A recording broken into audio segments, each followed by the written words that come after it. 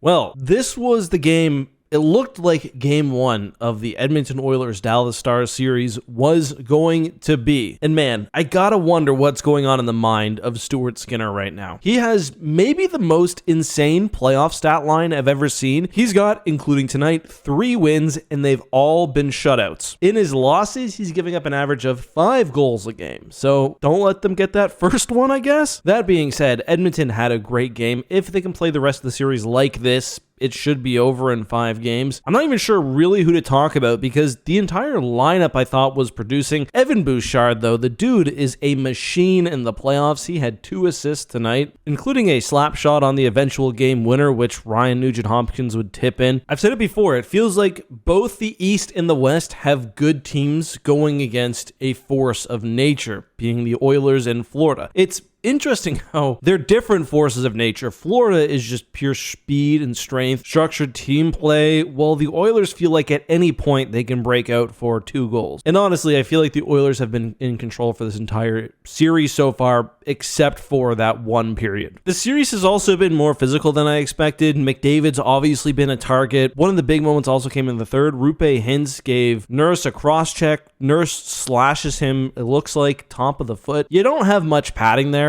Listen, I'll be honest. I thought he was selling it a little bit, limping off the ice, trying to get the penalty, but Hintz would not return to the game. It's very possible he's got something broken in his foot. Dallas fans were unhappy. Obviously, you will be when your player goes down, but especially considering the cross-check, you can't really give him more than a minor. For Nurse, though, that's a boneheaded play. 16 minutes left. You're giving Dallas a chance to repeat what they did last night. That would have been such a deflating loss had Edmonton given this one away. Obviously, they didn't. After Nuge's goal in the second, McDavid has a nice little pass to Kulak, who catches his own deflection and shoots it home for the 2-0 lead. Then just a minute later, Connor Brown tips in a shot from the Nuge. That would make it 3-0. Edmonton would have another chance shortly after, but that would be the final score. Stuart Skinner had one of the saves of the playoffs halfway through the third on a 4-on-4. Puck takes a bounce off the boards right to Esa Lindell. He stretches out, keeps it from the net, and 3-0 win for the Oilers, and I think they're pretty happy